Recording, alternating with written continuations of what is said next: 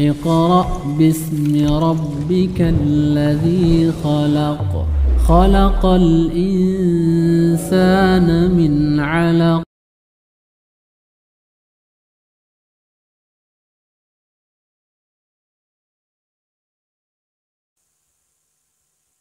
Assalamualaikum warahmatullahi wabarakatuh. Para pemirsa yang dirahmati Allah, kita ketemu kembali dalam kajian rasionalitas Quran. Pada kali ini kita akan membahas tentang makna basmalah. Bagaimana pada kajian tema ke-53 yang lalu, pada saat mengkaji tentang makna doa, disimpulkan bahwa setiap kita melakukan sesuatu, kita harus membaca basmalah. Apa makna dan manfaat dari melakukan ini, Pak Iswan? Terima kasih, Pak Jur. Assalamualaikum warahmatullahi wabarakatuh. Alhamdulillah, semoga kita selalu berada dalam keadaan diridai oleh Allah. Memang kalau kita amati Bismillah ini, basmalah, kata Bismillahirrahmanirrahim ini cukup menarik gitu. Banyak hal yang bisa kita lihat di dalam basmalah ini, Bismillahirrahmanirrahim ini. Mungkin ini kita mau melihat apa-apa saja yang terkandung gitu. Nah, pertama yang jelas dalam Al-Quran Mushaf yang ada ini, bahwa pertama kali kita membuka dan membaca Al-Quran itu kita membaca Bismillahirrahmanirrahim. Demikian juga tiap-tiap surah, kecuali surah At-Taubah, itu yang orang katakan surah tidak ada bismillahnya. Nah, ini biasa dipakai ilmu nih, Bajul. Nah, itu yang pertama. Yang kedua, kalau dilihat dari visual secara matematis, ini pernah diteliti. Nah, bismillah ini, kata bismillah ini, basmalah ini termasuk juga merupakan salah satu daripada basis matematika Al-Quran. Nah, kenapa saya katakan basis seluruh matematika Al-Quran? Sebab ini sudah diteliti oleh seorang profesor di Amerika Serikat, itu Profesor Rashad Khalifah. Ini orang Amerika Serikat tapi berkebangsaan Mesir. Nah, beliau ini seorang profesor matematik. Beliau ini mengadakan penelitian terhadap Al-Quran. Itu di dalam dari sisi matematis. Nah, di dalam penelitiannya itu Al-Quran dari sisi yang dia katakan visual presentation of the miracle, jadi keajaiban tampilan visual daripada Al-Quran ini ternyata dia berbasis 19 gitu, dari angka 19. Jadi banyak hal-hal kunci itu kata 19 itu sebagai pembagi. Nah, Rashad Khalifah ini beliau memulainya, kalau tadi kita katakan secara mushaf kita mulai dengan bismillah. Nah, beliau ini memulai dengan ayat yang pertama turun. Nah, Iqra, 5 ayat yang pertama itu Iqra bismi rabbikal ladzi khalaq dan seterusnya. Nah, ini yang menarik di sini, beliau menemukan bahwa kata Iqra itu di dalam ayat 1 sampai 5 ini terdiri dari 19 kata.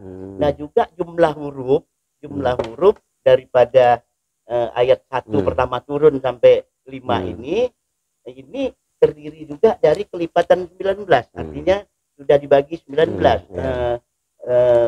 Kalau tidak salah ada 76 katanya, 76 huruf gitu. Nah, ini sering dibahas oleh sampaikan oleh para dai ya. Nah, ini yang menariknya daripada apa yang dilihat, yang diteliti gitu.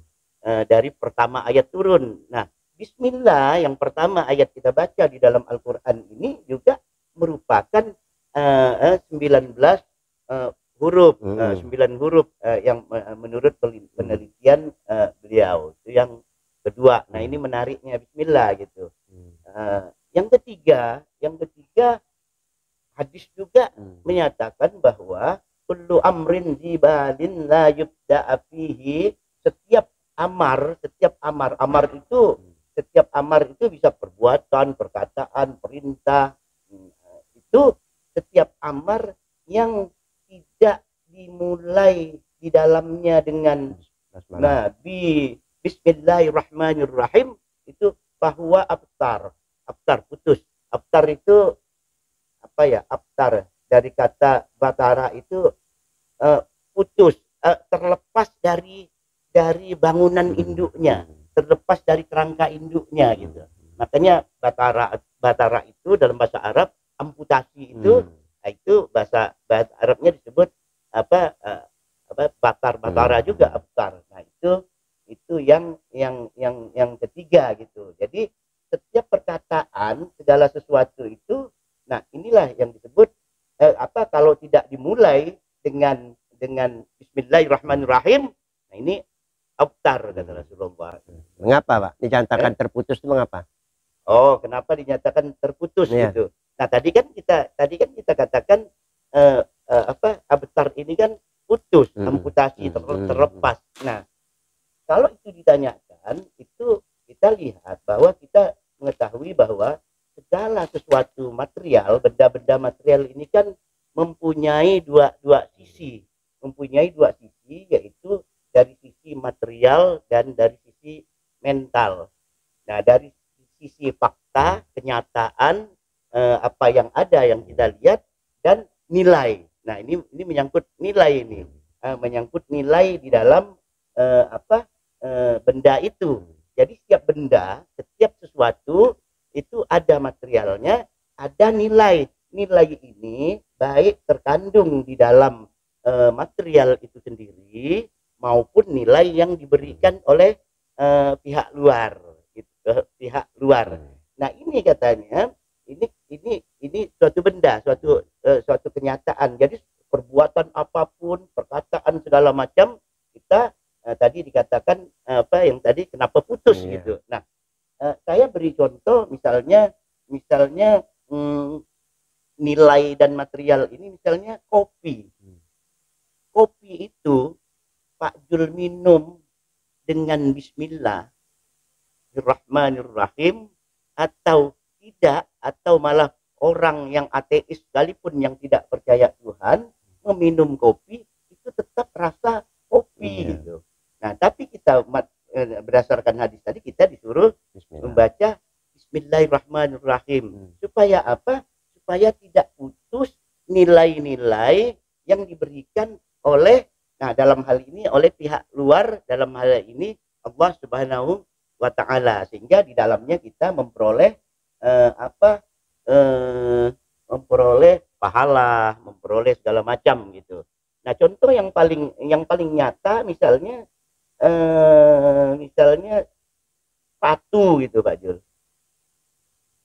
Dua buah sepatu yang materialnya sama, bentuknya sama, semuanya sama, diproduk oleh pabrik, oleh sumber yang sama, tapi ketika di luar dilemparkan di pasar, satu tidak kita kasih merek, atau satu kita kasih merek Adidas gitu. Ini yang punya nilai di dalam tampilannya, di dalam kenyataannya, ini yang ada merek gitu. Nah, jadi artinya terputus di sini maksudnya supaya apa yang kita lakukan itu mempunyai nilai-nilai. Nah, itu yang ketiga tadi gitu. Nah, yang keempat dalam bahasan yang lalu seperti tadi Pak Jul katakan, kita pada waktu membahas doa ini kan kita sudah membagi, ada doa yang namanya doa yang bersifat objektif, ada doa yang bersifat subjektif. Nah, doa yang bersifat objektif ini adalah seluruh perbuatan-perbuatan apa yang kita lakukan yang tunduk pada hukum-hukum wujud objektif, seperti yang tadi saya katakan kita melakukan minum kopi segala macam itu. Nah, itu kita tunduk pada hukum-hukum objektif. Nah, sedangkan doa dalam makna subjektif, nah ini tunduk pada hukum-hukum permintaan, hukum-hukum subjektif melalui permintaan-permintaan, permohonan-permohonan kepada Allah Subhanahu wa taala.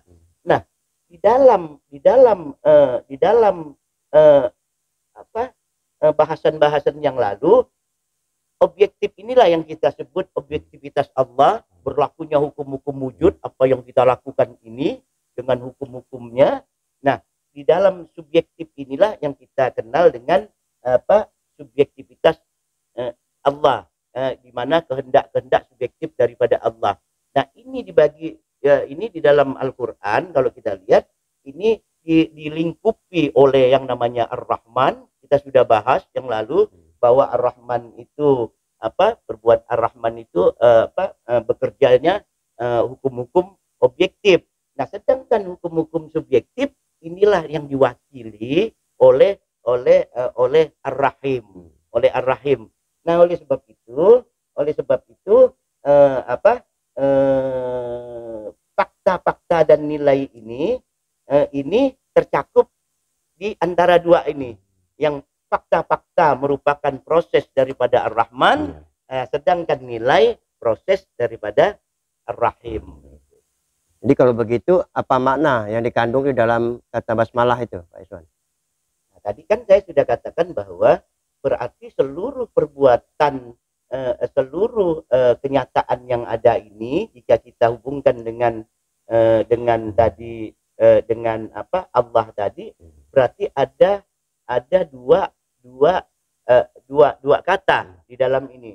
Objektivitas Allah diwakili oleh Ar-Rahman, subjektivitas Allah diwakili oleh Ar-Rahim. Nah, ini kalau tadi ditanyakan kalau begitu maknanya apa? Nah, ini kita bisa lihat dari kata sendiri, kata Bismillahirrahmanirrahim. Nah, di sini kan ada kata pertama bismi. Bismi ini terdiri dari kata bi dan asma. Nah, bi ini di dalam bahasa Arab kita mengenal ada dua nih, Pak Jul. Ada bi, ada ma'a. Ini bedanya apa ini? Misalnya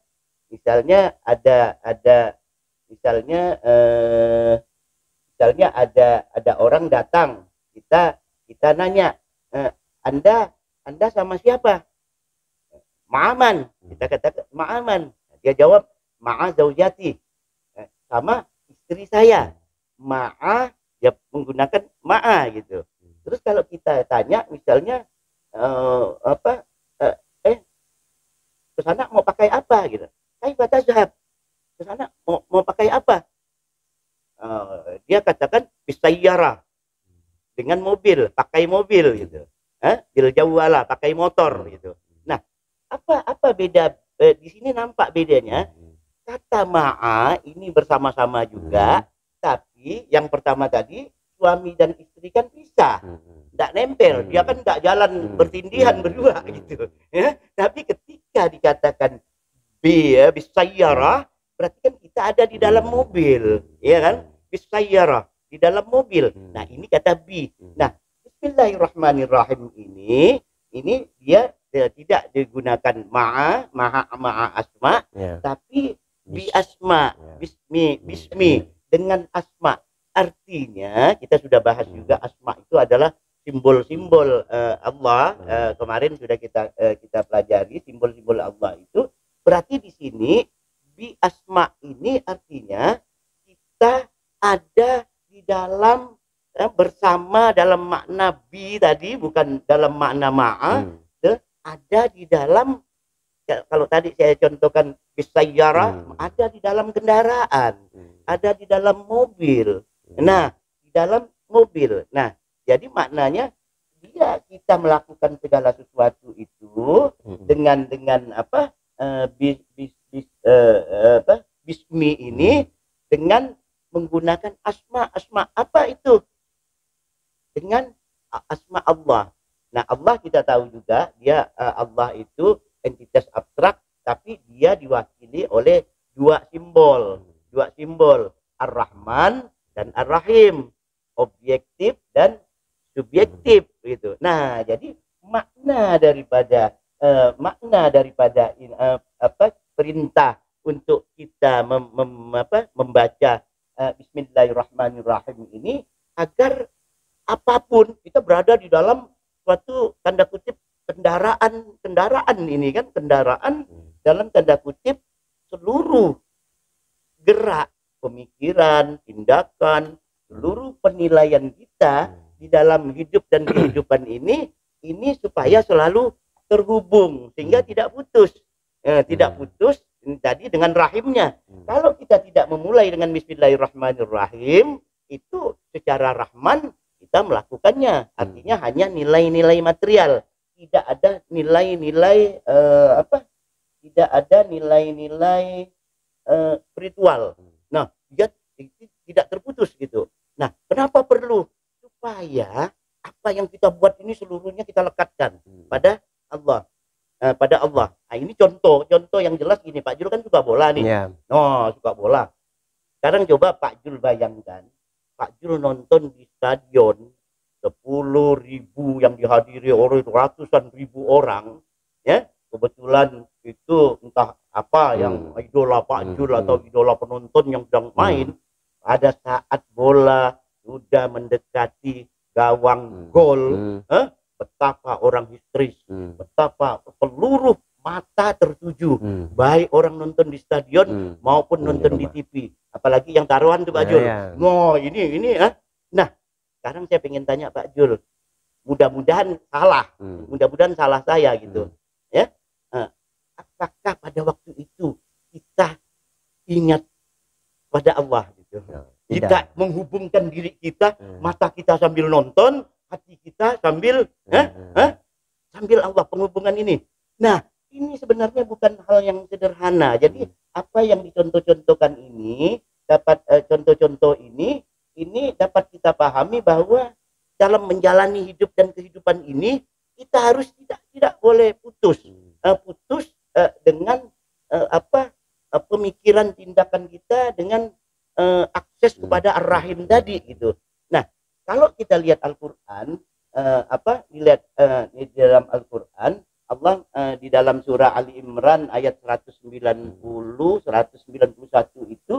itu Allah mengatakan inna fi khalqis samawati wal ard wa ikhtilabil laili wan nahar la'ayatul liulil albab.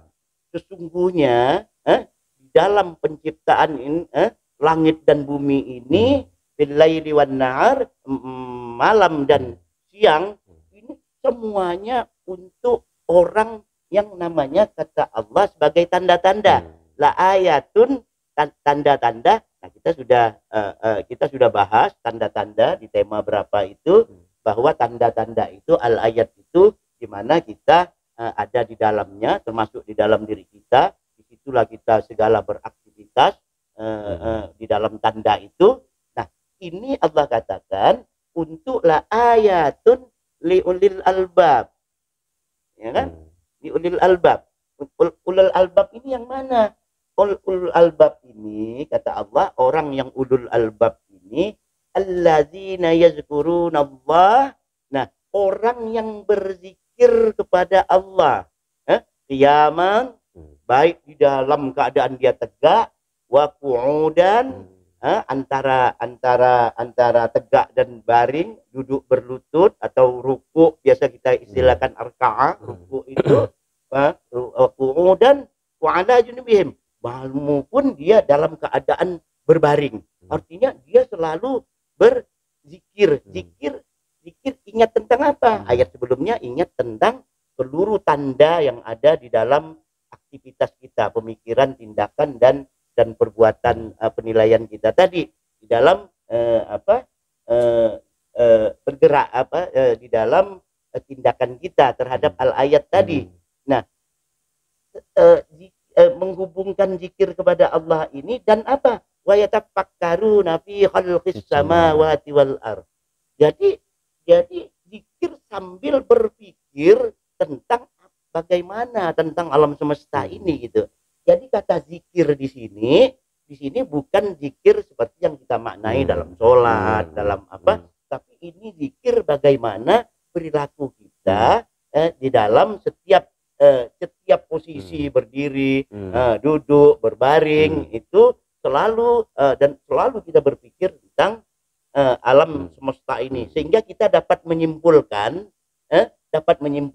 ternyata Allah menciptakan alam semesta dan segala termasuk diri kita dan segalanya ini tidak sia-sia. Makanya di situ Rabbana ma khalaqta hadza batila. Dia pun mengatakan, ya Tuhanku, ternyata apa yang kamu lakukan ini ternyata tidak sia-sia.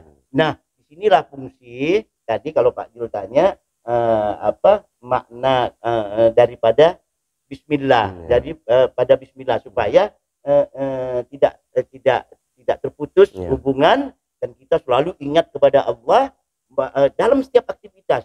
Ini beda Pak Jul. Saya minum kopi tidak pakai Bismillah, Pak Jul kan sama minum kopi pakai Bismillah. Ini setidaknya ini berbeda, ada hubungannya sama nonton bola tadi. Bayangkan di antara ratusan ribu itu hanya Pak Jul aja yang sambil lihat bola sambil nonton, tapi zikir dalam makna selalu kita ingat kepada Allah. Nah, saya kira, tapi mudah-mudahan salah, saya kira enggak ada atau sangat sedikit pun enggak ada kali. Nah, ini yang menarik daripada perintah tentang makna daripada Bismillah ini. Apa manfaat langsung yang kita peroleh dalam penggunaan basmalah ini, Pak Iswan? Nah, tadi kan kita katakan berbicara tentang fakta dan nilai ini. Nah, yang pertama mungkin manfaat langsungnya pertama, setidaknya kita punya nilai, punya pahala, karena apa yang kita lakukan semua atas nama Allah, ya kan? Bismillahirrahmanirrahim. Setiap ini starter mobil Bismillah. Tapi kalau Bismillah dalam makna pengertian hanya sekedar sebutan, bisa contoh juga Bismillah. Nah, maknanya inilah yang kita bahas ini, makna nilai tadi. Nah, setidaknya kita juga kita punya merek, kayak contoh tadi sepatu aja punya merek gitu. Yang minum kopi tidak pakai ini ya tidak ada merek gitu. Nilainya cuma materialnya aja, tidak ada nilai-nilai spiritual gitu. Itu yang pertama. Yang kedua, kita hidup ini kan di dalam sistem, Pak Jul. Kita hidup di dunia ini di dalam sistem pemerintahan, sistem perdagangan, sistem ekonomi, sistem politik, sistem budaya, seluruh sistem di dalam sistem. Dan kita butuh dan perlu sistem, kan gitu. Kita perlu sistem dan butuh sistem gitu. Nah, kalau tidak ada sistem, kita mati. Nah, sistem ini yang kita berada di dalamnya gitu. Nah, tadi Pak Jul menanyakan manfaat apa yang dapat kita ambil langsung dari sini. Nah, dengan memahami, melaksanakan dan apa yang tadi kita bahas ini, setidaknya kita terhindar daripada dominasi sistem. Kita tidak rusak oleh sistem, walaupun kita perlu di dalam sistem itu kita bisa mandiri, kita tidak rusak oleh adanya sistem yang ada di sekitar kita.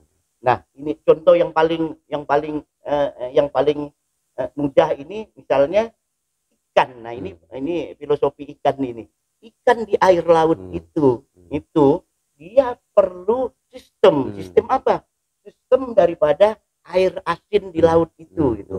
Kalau sistem itu tidak ada atau berubah, dia mati. Jadi berjuta-juta tahun ikan itu hidup di dalam sistem air asin gitu aja. Nah, tapi jangankan hidup, mati saja di dalam laut ikan itu dagingnya tak pernah asin.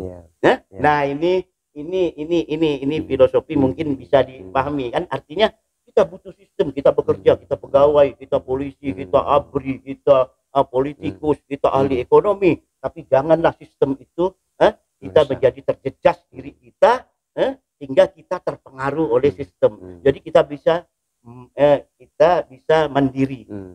Sebagaimana ikan di laut tadi, dia hidup tergantung air asin, dia hidup di dalam sistem air asin, tapi jangankan dia hidup, matinya saja dagingnya tidak asin. Nah, ini yang saya kira hal-hal ini yang dapat saya sampaikan dari pengetahuan. Bismillahirrahmanirrahim. Jadi sebelum kita akhiri, apa yang dapat kita tarik kesimpulan, Pak Iswan, dari pembahasan kita ini?